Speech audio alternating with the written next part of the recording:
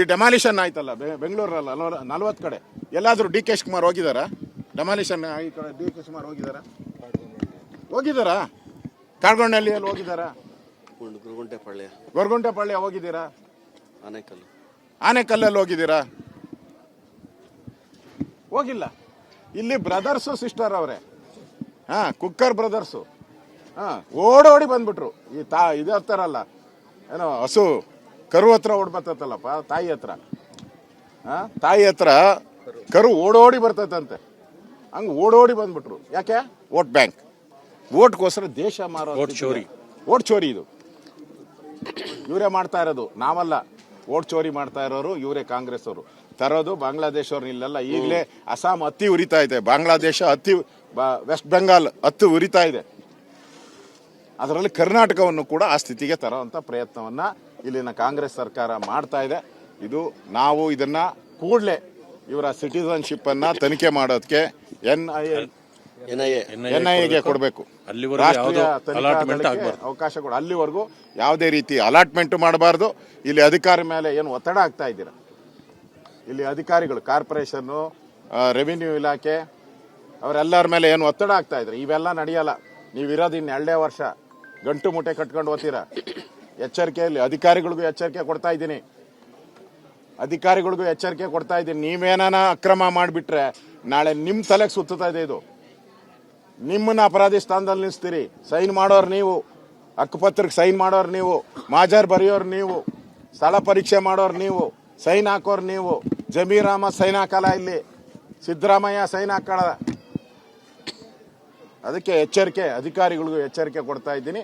ನೀವೇನಾದ್ರೂ ತಪ್ಪು ಮಾಡಿದ್ರೆ ಮುಂದೆ ಇನ್ನು 2 ವರ್ಷಕ್ಕೆ ನೀವು ಎನ್ಕ್ವೈರಿ ಸ್ಥಾನದಲ್ಲಿ ಕಟ್ಕಟೆಯಲ್ಲಿ ನಿಂತ್ಕೊಬೇಕಾಗ್ತದೆ.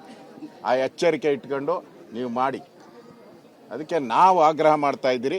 ನಾವು ಛಲವಾದಿ ನಮ್ಮ ಅಶ್ವಥ್ ನಾರಾಯಣ ಅವರು ನಾವೆಲ್ಲರೂ ಕೂಡ ಆಗ್ರಹ ಮಾಡ್ತಾ ಇರೋವಂಥದ್ದು, ಇದನ್ನ ತನಿಖೆಗೆ, ರಾಷ್ಟ್ರೀಯ ತನಿಖಾ ದಳಕ್ಕೆ ಅವ್ರ ಸಿಟಿಸನ್ಶಿಪ್ ಆಗಲಿ. ಅದಾದ್ಮೇಲೆ ಅವರು ಕರ್ನಾಟಕದವರಾದ್ರೆ ಮಾತ್ರ ಕೊಡಿ ಅವ್ರಿಗೆ.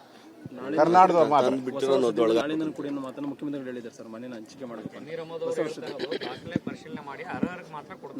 ದಾಖಲೆ ಎಲ್ಲಿದೆ? ಪರಿಶೀಲನೆ, ಅವರು ಸಿಟಿಸನ್ಶಿಪ್ ಪರಿಶೀಲನೆ ಆಗ್ಬೇಕಲ್ಲ.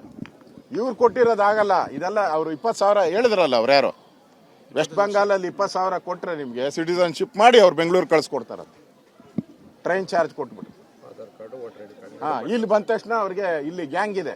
ಆ ಗ್ಯಾಂಗ್ ಈಗ ಅವನ್ ಯಾರೋ ಇಲ್ಲಿ ಲೇಔಟ್ ಮಾಡಿದ್ನಲ್ಲ, ಯಾರು ವಾಸಿಂ, ಅವನು ಮಾಧ್ಯಮದ ಮುಂದೆ ಬಂದು ಪತ್ರಿಕಾ ಹೇಳಿಕೆಯನ್ನು ಕೊಡ್ತಾನೆ.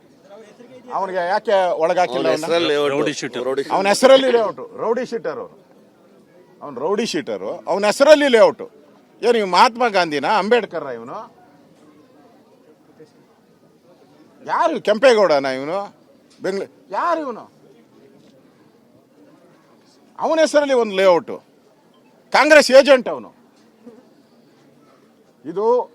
ಈ ಜಮೀನು ಇದು ರಾಜ್ಯ ಸರ್ಕಾರಕ್ಕೆ, ಕರ್ನಾಟಕದ ಜನಗಳಿಗೆ ಸೇರಿರೋದು. 600 ಕೋಟಿ ಬೆಲೆ ಬಾಳೋ ಜಮೀನಿದು.